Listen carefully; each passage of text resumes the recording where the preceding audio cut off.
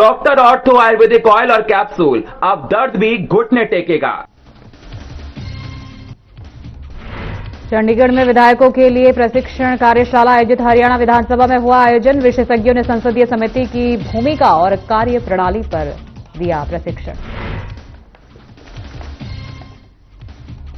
चंडीगढ़ में स्वास्थ्य क्षेत्र की अनुकरणीय पहलों पर राष्ट्रीय सम्मेलन। सीएम नैब सिंह सैनी और केंद्रीय मंत्री जेपी नड्डा ने की शिरकत। स्वास्थ्य संबंधी विचारों को किया गया साझा। गुरुग्राम के कासन गांव में दिन दहाड़े हत्या। पैरोल पर आया था 55 साल का सुंदर फौजी। वारदात को पुरानी रंजिश से जोड़कर देख रही पुलिस। रेवाड़ी रेलवे जंक्शन को बम से उड़ाने की धमकी। आरएसपी और जीआरपी ने बम स्क्वाड और डॉग स्क्वाड के साथ किया सर्च। 6 टीमों ने रेलवे ट्रैक व ट्रेनों में की जांच। फरीदाबाद में एंटी करप्शन ब्यूरो की बड़ी कार्रवाई। पटवारी जावेद को रिश्वत लेने के आरोप में किया गया गिरफ्तार। इंतकाल ठीक करने के नाम पर मांगी थी 50,000 की रिश्वत।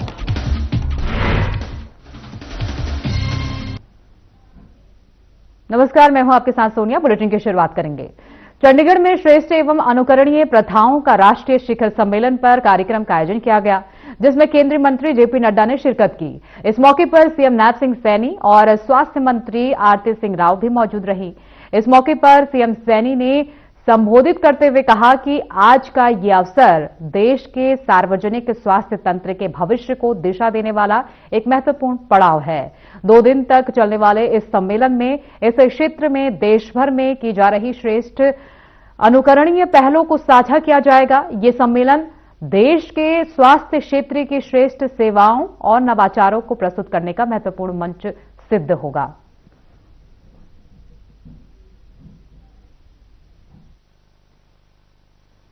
माननीय केंद्रीय स्वास्थ्य मंत्री श्री जगत प्रकाश नड्डा जी, हमारे माननीय मुख्यमंत्री Shri Nayab Singh Saini ji, Punya Salila Srivastava secretary health government of India, Aradhana Patnaik ji ASMD government of India, Sumita Mishra ji ACS health Haryana, Shri Sibin C joint secretary, विभिन्न राज्यों के पधारे गणमान्य अधिकारीगण व अतिथि, मैं आप सभी का इस सम्मेलन में हार्दिक स्वागत और अभिनंदन करती हूं।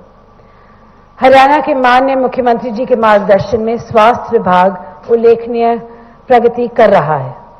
प्रत्येक नागरिक को बेहतरीन स्वास्थ्य सेवाएं प्रदान करने का लक्ष्य रखते हुए हरियाणा सरकार ने पिछले कुछ वर्षों में बुनियादी ढांचे, मानव संसाधन, चिकित्सा उपकरणों, आवश्यक दवाओं और स्वास्थ्य शिक्षा में निरंतर सुधार किया है।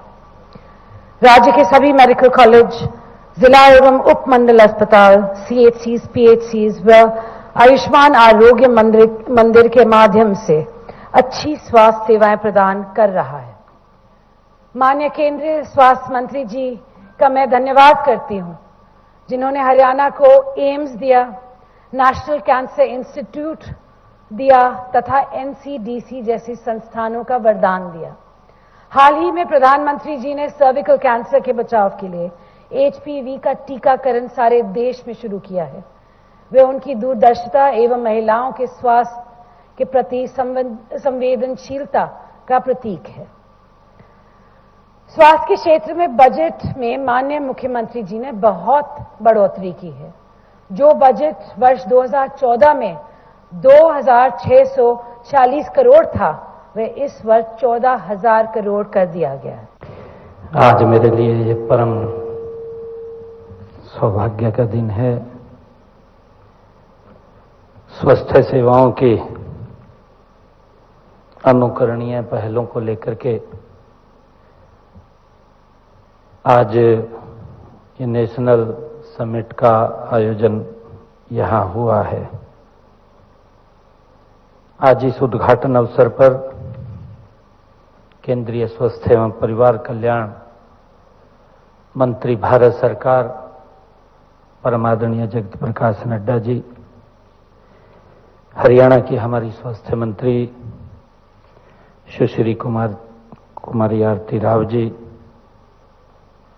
हमारे union health secretary government of India Shrimati Punya Salila Srivastava जी, हमारे यूनियन हेल्थ जो सेक्रेटरी हैं श्रीमती आराधना पटनायक जी और ribbon Kumar ji joint secretary health policies, हमारी हरियाणा सरकार की हेल्थ सेक्रेटरी श्रीमती सुमिता मिश्रा जी और पूरे देश भर से 2 दिन के लिए इस समिट में आज पधारे हुए अतिथिगण, अधिकारीगण, आप सबका मैं यहां पधारने पर स्वागत भी करता हूं, आप सबका अभिनंदन भी करता हूं। आज का यह अवसर देश के सार्वजनिक स्वास्थ्य तंत्र के भविष्य को दिशा देने वाला एक महत्वपूर्ण पड़ाव है। आज से 2 दिन तक चलने वाले इस क्षेत्र में हमारे देश भर से जो की जा रही श्रेष्ठ और अनुकरणीय पहलों को आज हमें इस मंच से साझा करने का ये अवसर मिल रहा है। मुझे खुशी है कि हम सब के लिए गर्व की बात भी है, गौरव की बात भी है कि इस राष्ट्रीय सम्मेलन का शुभारंभ हमारे केंद्रीय स्वास्थ्य मंत्री आदरणीय जगत प्रकाश नड्डा जी के कर कमलों द्वारा आज हो रहा है। आज के इस नेशनल हेल्थ मिशन के समिट में मंच पर उपस्थित हमारे वरिष्ठ साथी और हरियाणा प्रदेश के बहुत ही लोकप्रिय और संवेदनशील मुख्यमंत्री सम्माननीय नायब सिंह सैनी जी, हमारी हरियाणा सरकार में स्वास्थ्य मंत्री मिस आरती सिंह राव जी,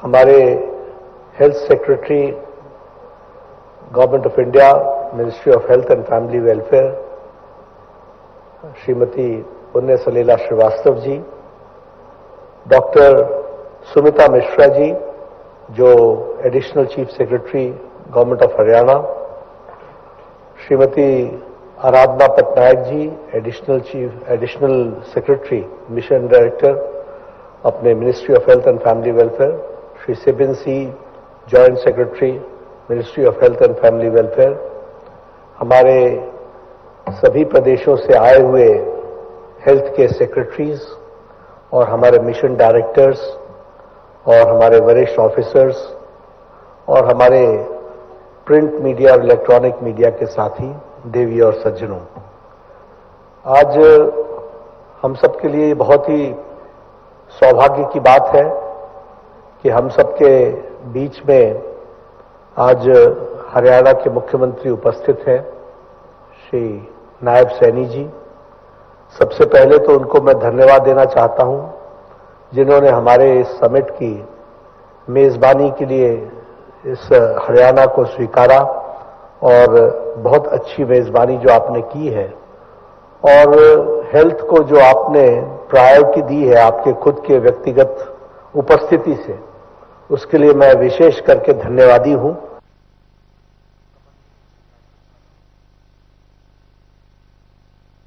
हरियाणा विधानसभा द्वारा विधायकों के लिए प्रशिक्षण कार्यशाला आयोजित की गई। विधानसभा अध्यक्ष हरविंद्र कल्याण ने इसका उद्घाटन किया।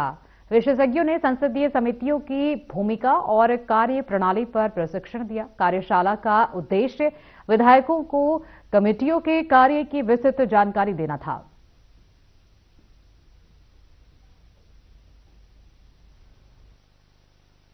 उसमें जो विधानसभा समितियां हैं और उसमें किस तरीके से उनको प्रभावी तरीके से सुचारू हो सकता है, उसके लिए आज एक वर्कशॉप ऑर्गेनाइज करी थी हरियाणा विधानसभा में। और बहुत से उसमें जो एक्सपर्ट्स बुलाए हुए थे और लोकसभा से भी, प्राइड से भी आए हुए थे। मैं समझता हूं कि ऐसी वर्कशॉपों से किस तरीके से विधायक को अपनी कार्य प्रणाली और किस तरीके से जो विधानसभा समितियां हैं उसमें किस तरीके से प्रभावी तरीके से राज्य के वित्त और राज्य की जो हमारी जिम्मेवारी है, प्रति जिम्मेवारी, उनको किस तरीके से निर्वाह कर सकते हैं। कार्यशाला को आयोजित किया गया जिसमें कमेटियों को लेके कितना प्रभावशाली बनाया जाए, प्रत्येक विधायक को इसका निमंत्रण था और बहुत से विधायक यहाँ पहुंचे जिन्होंने इस चीज का फायदा लिया। लोकसभा से भी पूर्व सांसद व प्राइड के मेंबर्स थे, अधिकारी थे, उन्होंने भी आकर अपने बातों को रखने का काम किया जिसका फायदा प्रत्येक विधायक को मिला। एक वर्कशॉप थी कि हाउ द जैसे किस प्रकार से जो कमेटीज हैं उनको मिनी विधानसभा कहते हैं, उनकी वर्किंग के बारे में प्राइड की एक टीम आई हुई थी और एक वहाँ पर डॉक्टर विनोद हैं विनय, वो आए हुए थे, पहले राज्यसभा मेंबर रहे, ही वॉज की स्पीकर और सभी डिस्कस हो रहा था सब कुछ इस बात के लिए कि कमेटी की पावर्स कैसे उनकी। हरियाणा के पूर्व मुख्यमंत्री मनोहर लाल ने पश्चिम बंगाल और हरियाणा की राजनीति को लेकर बड़ा बयान दिया है। उन्होंने कहा कि पश्चिम बंगाल में भारी मतदान फर्जी वोटरों की कटौती और चुनाव आयोग की शुद्धिकरण प्रक्रिया का परिणाम है। मनोहर लाल ने दावा किया कि राज्य में मौजूदा सरकार के खिलाफ माहौल बन चुका है और नरेंद्र मोदी के नेतृत्व में बीजेपी की सरकार बनेगी। उन्होंने कहा कि एग्जिट पोल भी इसी ओर इशारा कर रहे हैं। वहीं हरियाणा निकाय चुनाव को लेकर उन्होंने गुजरात की तरह एक तरफा जीत का भरोसा जताया। इस दौरान भूपेंद्र सिंह हुड्डा पर निशाना साधते हुए उन्हें घोटालों से जोड़ते हुए तीखा हमला भी किया।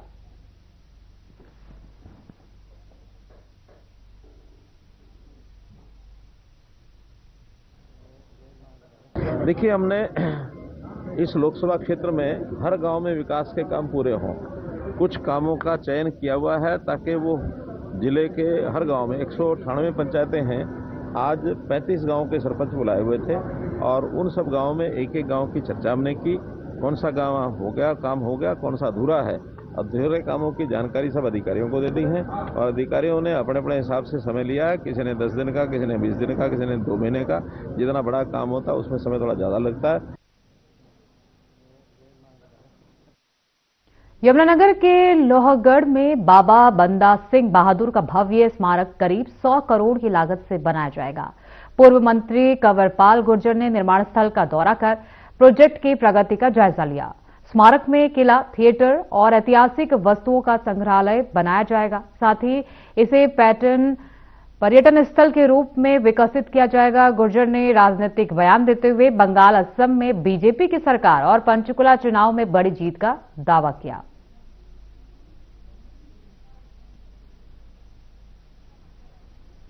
और लगभग 100 करोड़ के करीब का प्रोजेक्ट है। हालांकि जो ठेका है वो तो मेरे ख्याल से कुछ कम है, शायद 89 करोड़ रुपए का है सारा। अभी जो ये है काम, ये 32 करोड़ रुपए का भी काम कर रहे हैं। कुल मिला के 89 करोड़ का काम है जो यहाँ पे होने जा रहा है। उसमें इसको प्लेन भी करना जमीन को, उसकी चारदीवारी भी करनी और उसमें एक किला बनाएंगे वैसा ही एक दिखना चाहिए। और उसमें ही एक थिएटर भी होगा और दूसरी चीजें भी वहां पे सारी उपलब्ध होंगी। बुरान के कासन गांव में उस समय सनसनी फैल गई जब पैरोल पर बाहर आए 55 वर्षीय सुंदर फौजी की बदमाशों ने अंधाधुंध फायरिंग कर हत्या कर दी। वारदात को अंजाम देने के बाद हमलावर मौके से फरार हो गए। पुलिस ने इसे पुरानी रंजिश से जोड़कर देख रही है। मिली जानकारी के अनुसार सुंदर फौजी कासन के पूर्व सरपंच बहादुर की हत्या के मामले में जेल में सजा काट रहा था। वो हाल ही में अपनी भतीजी की शादी में शामिल होने के लिए कोर्ट से पैरोल लेकर बाहर आया था।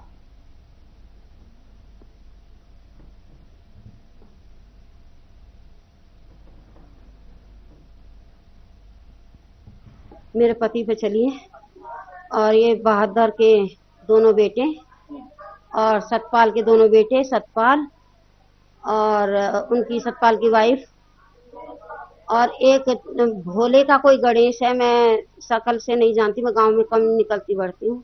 और भी कुछ सदस्य थे। वो एक स्कूटी थी और बाकी अलग अलग चीजों पे मैंने ध्यान नहीं दिया, क्योंकि मैं अपने पति को बुलाने गई थी। उनको आंखों का ऑपरेशन कराना था, तो मैं कल रेफरल लेटर भी लेके आई उनके लिए। मेरा नाम रामपाल है, सुंदरपाल का छोटा भाई हूँ। और मुन्नी बाबा पे जब सुंदरपाल, शंकर नाई और बबलू भाई साहब, लाला ये बैठे हुए थे, पीछे से चांचक से दो लड़के आए, बहादुर का लड़का और एक भोला का लड़का। ये दोनों आए पीछे से, पहले तो फायर किया, फायर करने के बाद में वो नीचे गिर पड़े। नीचे पड़े हुए की गोली मारी है बहादुर के लड़के ने और उसने, दोनों ने। ये लगभग 8:53 पे सूचना मिली थी कंट्रोल से कि कासन गांव के अंदर एक व्यक्ति को गोली मार दी है, ठीक है, जिसपे हमारी टीम मौके पे आई थी।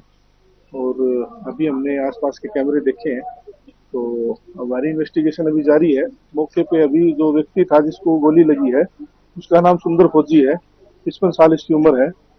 और इनकी पहले सुंदर फौजी और बहादुर, जो कि इसी गांव का है, इनकी पहले रंजिश है।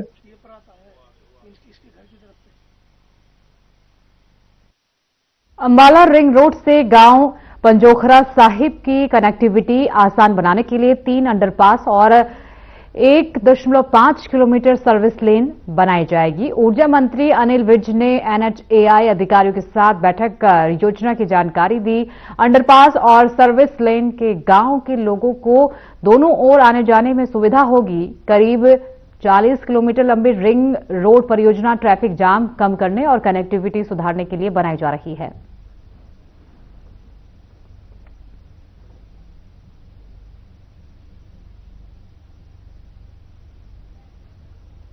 प्रदेश में बढ़ती गर्मी की वजह से आगजनी की घटनाएं भी बढ़ने लगी हैं। ताजा मामला फरीदाबाद का है, जहां अलग अलग स्थानों से आगजनी की घटनाएं सामने आई।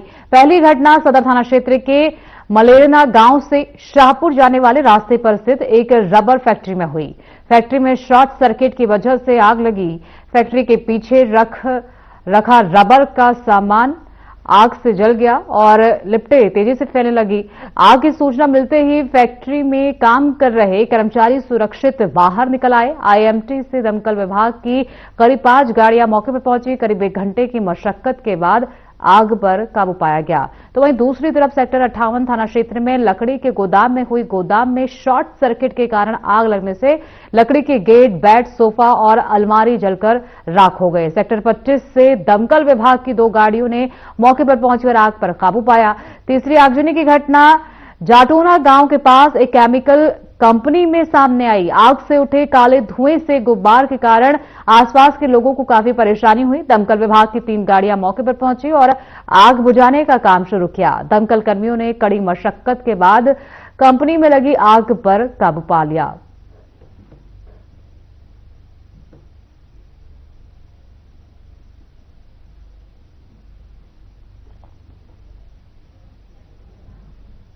पानीपत के डिडवाड़ी गांव स्थित कौशिक टेक्सटाइल में 28 अप्रैल को लगी भीषण आग अब विवादों में घिर गई है। इंडस्ट्री मालिक ऋषि कौशिक ने प्रेस कॉन्फ्रेंस में इसे सुनियोजित साजिश बताते हुए गांव के ही एक व्यक्ति पर जमीन विवाद के चलते आग लगने का आरोप लगाया। उनका कहना है कि आरोपी लंबे समय से 85 लाख कीमत की जमीन पर रास्ता मांग रहा था और मना करने पर धमकियां दे रहा था। कौशिक ने समालखा थाने में शिकायत दर्ज कर निष्पक्ष जांच और आरोपी की गिरफ्तारी की मांग की है। फिलहाल पुलिस मामले की जांच कर रही है और आग के कारणों का पता लगाने में जुटी है।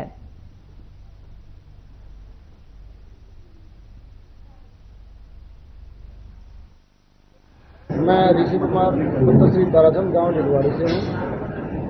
डिडवाड़ी गांव में ही मेरी जो ना कौशिक टेक्सटाइल नाम से एक फैक्ट्री है। मेरी फैक्ट्री के पिछली साइड में जसन पुत्र जयराम की जमीन पड़ती है। लगभग पिछले 2 साल पहले वो मेरे पास आया था रास्ता मांगने के लिए। उसकी जमीन के लिए रास्ता जो ना लगभग 1 किलोमीटर पीछे से घूम गए। 8 फुट का जोड़ा रास्ता बनता है, लेकिन वो उससे संतुष्ट नहीं है। वो जबरदस्ती मेरे फैक्ट्री के अंदर से रास्ता चाह रहा है 25 फुट चौड़ा और लगभग 500 फुट लंबा। जिला खेल अधिकारी नरेश कुमार ने बताया कि हिसार जिले के लिए खेल नर्सरी की दूसरी लिस्ट जारी कर दी गई है। जिसमें 18 नर्सरी विभिन्न खेलों के लिए मंजूर की गई हैं। ये नर्सरी 1 मई से पूरी तरह से संचालित की जाएंगी। नर्सरी संचालकों को आदेश दिया गया है कि वे शाम तक अपने डॉक्यूमेंट्स जमा कर ट्रायल लेकर नर्सरी शुरू करें। इसके अलावा बच्चों को खुराक भत्ता भी दिया जाएगा। 8 से 14 साल के बच्चों को 1500 रुपए और 15 से 19 साल के बच्चों को 2000 रुपए मासिक मिलेगा। नरेश कुमार ने कहा कि ये नई खेल नीति का परिणाम है, जिससे प्रदेश में खिलाड़ियों का स्तर लगातार ऊंचा हो रहा है।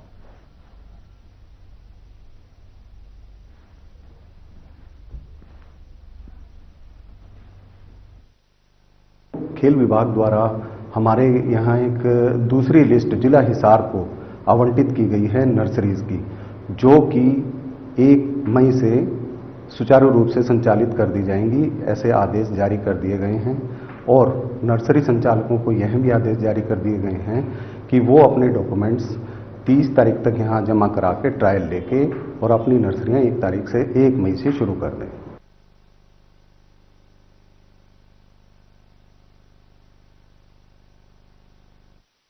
अमेरिका के साथ संभावित ट्रेड डील के विरोध में भारतीय किसान यूनियन चढ़ूनी ग्रुप ने यमुनानगर में प्रदर्शन किया। किसानों ने इस समझौते को किसान और आम जनता के खिलाफ बताते हुए सरकार पर आरोप लगाए। नेताओं का कहना है कि इससे किसानों को नुकसान और आम लोगों को महंगाई झेलनी पड़ेगी। सरकार ने डील लागू की तो इससे बड़ा आंदोलन करने की चेतावनी दी गई।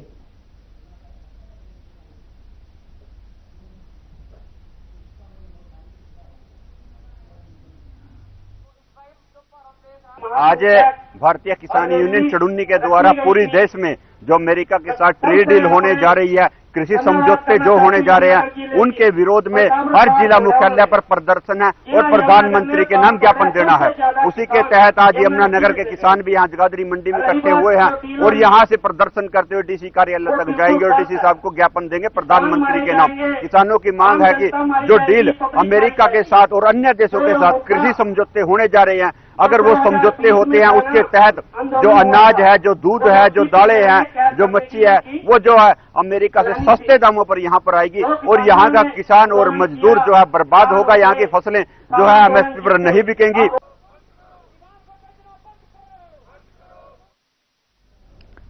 फतेहपुर बिलचौल में युवक पर हथौड़े और लाठी डंडों से हमला करने वाले बदमाशों की क्राइम ब्रांच ने कार्रवाई की। 2 आरोपियों को गिरफ्तार कर घटनास्थल पर ले जाकर पूछताछ और निशानदेही कराई गई। वायरल वीडियो के बाद पुलिस ने सख्ती दिखाते हुए आरोपियों की सार्वजनिक परेड निकाली। हमले की वजह आपसी विवाद बताई जा रही है। बाकी आरोपियों की तलाश जारी है।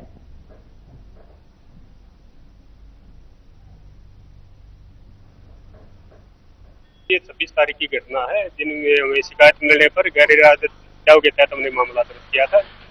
इनमें 2 लड़के हैं, अभिषेक और गौरव, जिनको हमने अरेस्ट कर लिया है। 2 अभी बकाया, इनको भी जल्दी अरेस्ट करेंगे। आज 30 तारीख है, मात्र 4 दिनों में ही आरोपी गिरफ्तार। 2 आरोपियों को गिरफ्तार कर लिया है और 2 आरोपी की धरपकड़ जारी है, जिनको जल्दी ही उनको गिरफ्तार करके जेल भेजा जाएगा। मंशा क्या थी इनके पीछे? हथौड़ों से किस तरीके से वार? हथौड़ों में अपने सर्कल के जो छोटे मोटे लड़के हैं उनमें दहशत फैलाने का इनका वो था। इनकी पहले भी इस लड़के के साथ थोड़ी कयासुनी हुई थी, इसलिए दहशत फैलाना चाह रहे थे, तो इनको आज अरेस्ट किया गया। ये मामला 26/4 को 4 लड़कों ने एक लड़के को हथौड़ों से मारा था, जिसकी वीडियो काफी वायरल हुई थी। उसी संबंध में कमिश्नर साहब के आदेश अनुसार तत्पर से कार्य करते हुए हमने इनको पकड़ा है और पकड़ने के बाद इंटरव्यू में पता चला कि इसमें अपना सन्नी, अब गौरव, अभिषेक और एक लड़का हर्ष, चारों शामिल है इसमें। और इन्होंने इस ओपिनियन की पहले किसी इनकी जो लड़की है, जो मनीष मन्नू है, जिसके साथ इन्होंने झगड़ा किया है, तो उसकी सिस्टर की कोई पीछे इनकी कोई कहासुनी हुई थी। इस वजह से इन्होंने इनको शिकायत कर दी थी हर्ष की, इसके अभिषेक के परिवार वालों को। तो उस बात से रंजित रख रहे थे कि शिकायत क्यों करी थी घर पे, और इसको मारने के लिए काफी दिन से ढोले थे। तो रविवार को 26 तारीख को इनको मौका मिला और इन्होंने फिर इसको, कितने लोगों ने हमला किया था? 4 लोग थे इन्होंने, जो चारों ने हमला किया था।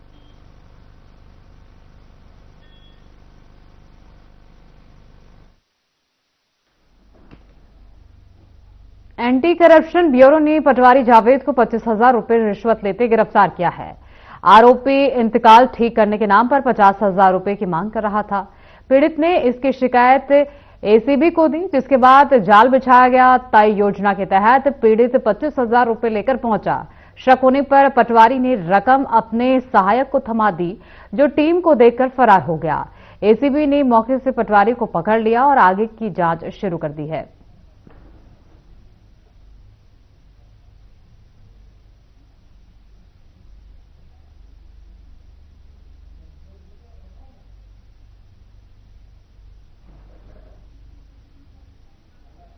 हरियाणा के रेवाड़ी में 10 मई को होने वाले चुनाव से पहले मतदान केंद्र शिफ्ट करने से निर्दलीय उम्मीदवार भड़क गए हैं।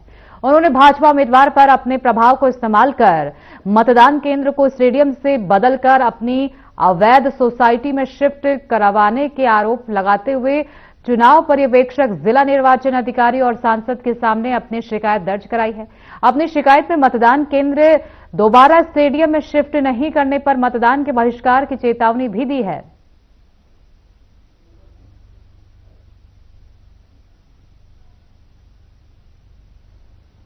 सन्नोब राजेंद्र कुमार, मैं सबकी तरफ से एक बात कहना चाहता हूँ। जो अफसर साहब जो कह रहे हैं वो मान रहे हैं, ठीक है, हम जा रहे हैं अपने घर, लेकिन अगर हमारा बूथ चेंज नहीं हुआ तो ना हम वोट डाल लेंगे और ना डालने देंगे। ठीक है जी, ये बीजेपी सरकार के साथ मिलकर सारा काम हो रहा है जी। मंत्री उसका, मंत्री उसका और सरकार उसकी, वो अपनी मनमानी चला रहा है। बस कम से कम 450 वोट तो उसके पास फर्जी रखे हैं। यहाँ पे हम जो सजन पहलवान जी, उनके पुत्र खड़े हैं वार्ड नंबर 12 से नगर परिषद चुनाव के लिए, तो उन्होंने अपनी मर्जी से यहाँ से, उनके ऊपर जिनका भी हाथ है, उन्होंने हमारे पोलिंग बूथ को यहाँ स्टेडियम और केएलपी कॉलेज से हटा के अपनी पर्सनल प्रॉपर्टी में उन्होंने वहाँ पे शिफ्ट करवा दिया। उस चीज के लिए कॉलोनी वासियों का गुस्सा चरम सीमा पे है। उसके लिए हम रोड जाम करेंगे और न ही वोट डालेंगे, न ही डालने देंगे।